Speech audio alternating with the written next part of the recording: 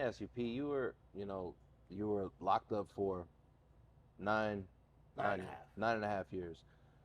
Were you studying all of this, wrestling, and No, n- I didn't start studying wrestling until I got out. so you? So when I was in prison, the last time I was at DeSoto Correctional Institution, and I remember they had I think WWF used to come on like Sundays at noon or something, or it was like the half-hour TV version, and it would cut right into count time. So we had this one officer who was super cool. He would try to let us watch as much as he could, and was like, all right, TV got to go off now. We got to do count. So I was watching the Lex Express and Lex Luger slam Yokozuna on the battleship, And then I hadn't seen wrestling until I got to work release. And I told the story for the Patreon subscribers about me. And I've told the story publicly before about ECW being syndicated and being at the work release center where I would get back from the AA before count was done. So they put us all in the day room, and then I put on ECW. And there was a rule back then in the Florida prison system that if a program was already in progress, you couldn't change the channel. So these guys would come out wanting to watch whatever, and they'd be mad because, like, nope, we watching wrestling tonight. But it only took, like I said, 6 weeks to a couple months for the day room to fill up. Now they're putting chairs and block holding spots, and Right. we're watching wrestling.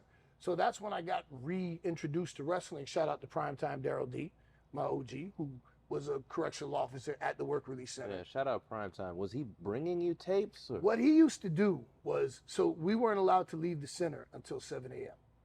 So you get up, you go to breakfast, whatever, and everybody would kind of let's lounge by the front doors until they would unlock them to let us out. So, depending on what time you finished, you had 30, 15, 20 minutes, whatever, just to kind of hang out. So what he would do is he would set up a TV and he would bring VHS tapes and he would play wrestling for us to watch while we were waiting to leave. And sometimes he'd bring VHS recordings of the pay-per-views. Sometimes he'd bring in some of his old matches.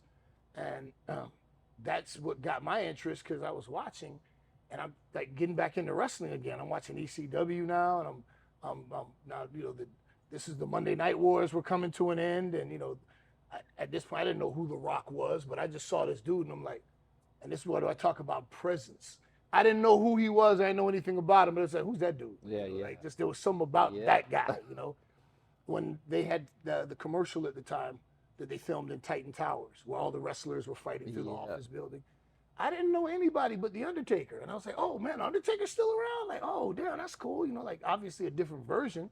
So when I got out, well, actually, Primetime, I had asked him one day, like, how you guys do that shit without really breaking each other's necks? And he said, hey, man, I see you out there playing basketball. We're lifting weights. You're athletic. If you want to learn, I'll teach you. And I was like, for real? He said, yeah. I said, okay. And when I got out, he called me a few months after I got out and said, you still want to learn to wrestle? I said, yeah. I need a hobby, something to keep me out of trouble. Yeah.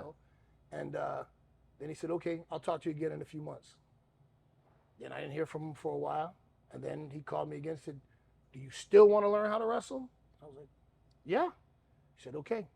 He said, I wanted to make sure, because, hey, you get out, you got life now. You're doing something, who knows, maybe you're not interested.